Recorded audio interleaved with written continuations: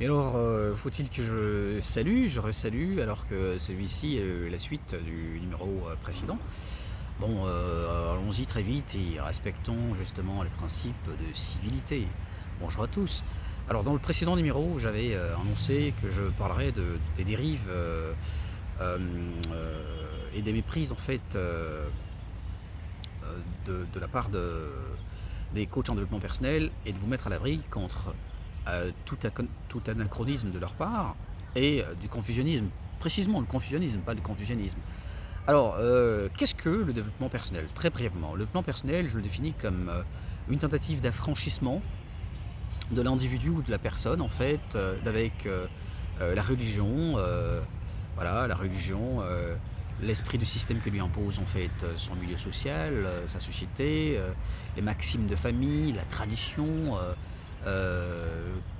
qui serait contraignante et tout, dans le but, de le réaliser personnellement, dans le but de créer, de produire en lui de le mener vers une auto-réalisation, positive et un épanouissement vrai.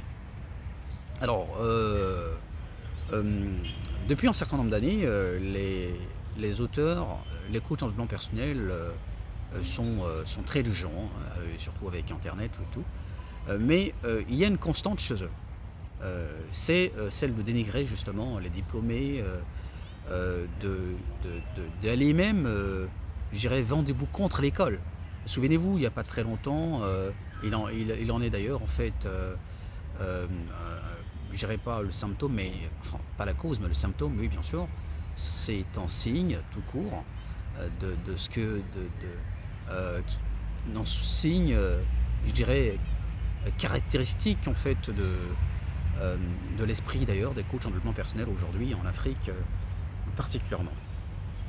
Il s'agit d'un coach burkinabé qui commanderait sur un plateau télévisé en Côte d'Ivoire, explique que, le master, si vous l'avez, c'est pour toute la famille et puis de toute façon c'est même pas important, il faut, faut descendre sur le terrain, il faut se battre et machin, il faut se former sur le tas, voilà, et puis il y a une autre aussi qui dit: «Bon, écoute, j'ai dû déposer mon master 2, ma maîtrise 2 ou je sais pas moi quoi, pour aller chercher de la marchandise au Ghana».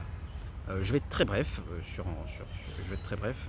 D'abord, le but de l'école, ce n'est pas de rendre riche matériellement. C'est pas ça. Personne, il n'y a pas d'argent à l'école. Par contre, il n'y a pas de richesse véritable sans une formation, une véritable formation, une éducation, une instruction.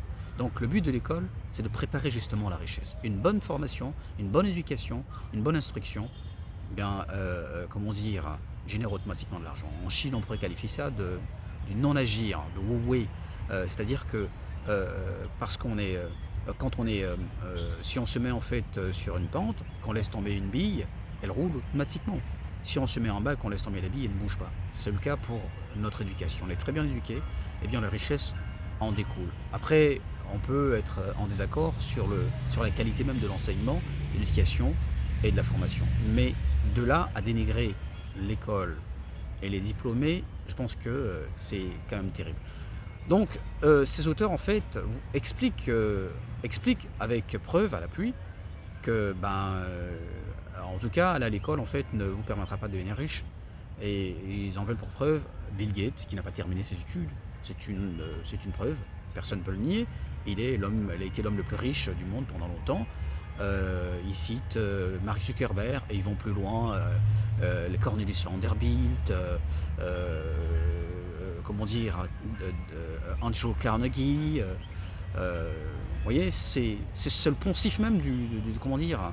Du développement personnel, de reprendre en fait les mêmes thèmes, les mêmes méthodes des Zig Ziglar, des Bob Proctor, de Ernest Ingold, des Napoleon Hill, des Dale Carnegie, que sais-je d'autre, ouais.